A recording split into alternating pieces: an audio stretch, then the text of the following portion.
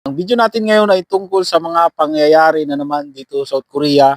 Ito ay nakita ko, nabasa ko, may nag-post nito.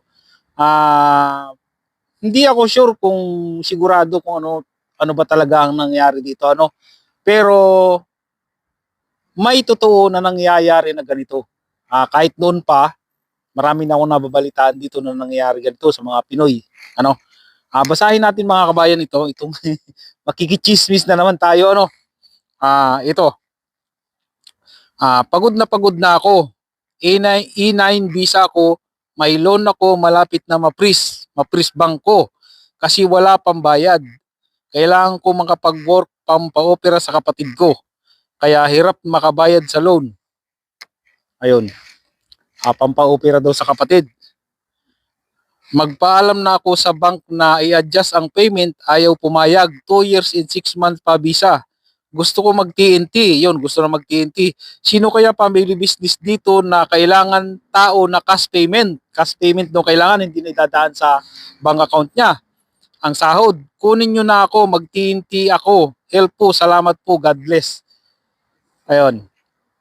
Kung totoo man itong sinasabi na ito ni isang kababayan natin dito sa South Korea, ito yung maiging paalala sa inyo, no? Kasi huwag tayong, hanggat nandito tayo sa South Korea, nagtatrabaho dito tayo, malaki naman talaga ang sweldo dito. Pag hindi ka talaga marunong humawak ng pera, ay mauubusan ka talaga ng pera.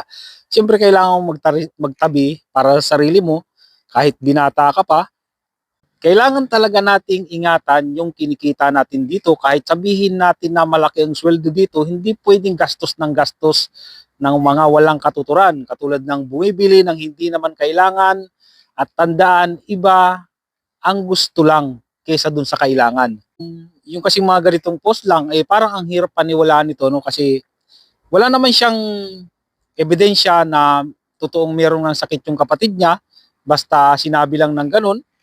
Yung iba kasing humihingi ng tulong dito, kalamitan ng post nila ay nasa ospital, nandun yung pangalan, ah, kung ano yung sakit, kung ano yung na-opera na ba, kung magkano na ba yung babayaran, ipinapakita nila yung ebidensya na totoong may sakit yung tao. Pero yung mga ganitong mga post, nasasabihin lang na kesyo kailangan niya ng pera para daw sa pagpapaopera ng kapatid, parang ang hirap paniwalaan nun, di ba? Kaya mahirap, may mga kababayan tayo dito talaga na mga manluloko. Kaya mag-iingat kayo, lalong-lalo na yung mga pupunta pa lang dito sa South Korea, mga naghihintay ng employer. Pagdating nyo dito sa South Korea, huwag kayong basta-basta magtitiwala kahit yan ay Pinay. Huwag kayong basta-basta magtitiwala. Maraming scammer dito. Natatandaan ko dati nung siguro mga wala pa akong 1 taon dito sa South Korea, nung pumunta ako ng Metrobank dati, kasi hindi pa ako nung nagpapadala sa mga remittance app. Hindi ko pa alam kung paano mag-sign in dyan dati. Nagpapadala ako ng pera noon, siguro mga 1 year ako dito sa South Korea, nagpapadala ako ng pera sa Metrobank, ihuhulog ko sa Metrobank, sa Hewadong, o kaya sa Seoul. Ano yun, cash pick up din sa Palawan Pawn Shop, o kaya sa M. Loyler, ganun dati.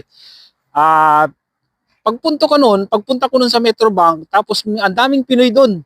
Hindi ko naman alam kung TNT o legal yung mga yun, mga nandun. May lumapit sa akin, ang sabi sa akin kung pwede daw bang mahiram yung ARC ko, yung residence card ko dito, yung ID ko dito sa South Korea. Sabi ko, iniisip ko nun, bakit kailangan mong manghiram? Kasi may paggagamitan daw siya, kailangan lang daw kasi ng address doon sa pinipila pa niya sa Metrobank para makapag-open siya ng bank account. Hindi ko pinahiram. Siyempre, bakit ko ba pahiram?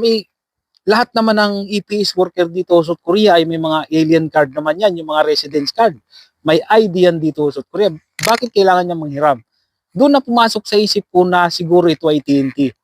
Kaya para lang daw may mailagay siya na address dito sa South Korea, hihiramin niya yung ARC ko at yung address ko daw ang ilalagay niya doon sa ano.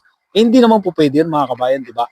Hindi naman tayo napakatangang tao para gawin natin yun na ipahiram natin yung ID natin sa ibang tao, di ba? Bawal yung ganun. Maraming nai-scam sa ganyan. Kaya wag na wag ninyong ipapahiram ang inyong ID kapag nandito na kayo sa South Korea. Yung ID dito sa South Korea, wag na wag ninyong ipapahiram yan.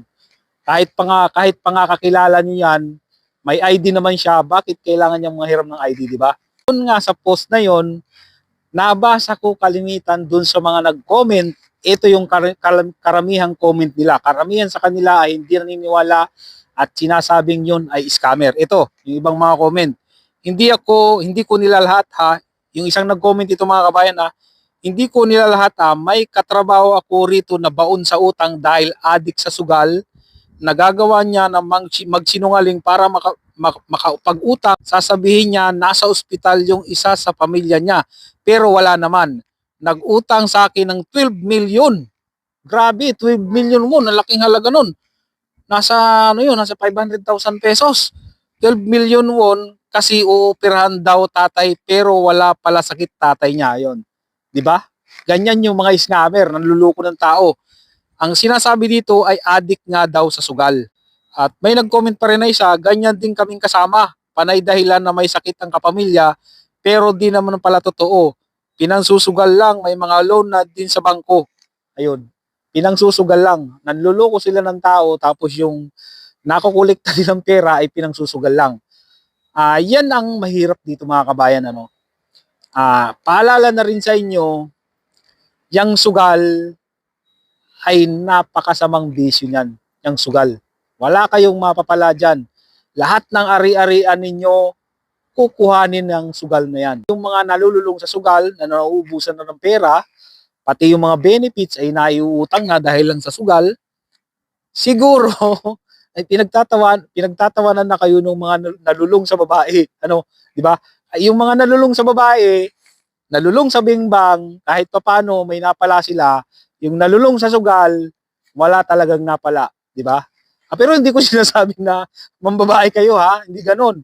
Masama pa rin ang pambabae. Kahit sabihin natin na makarami ka ng babae dito, masama pa rin yon. Hindi maganda yon. Mas maganda talaga, iwas babae, iwas sugal, para may maipon na pera.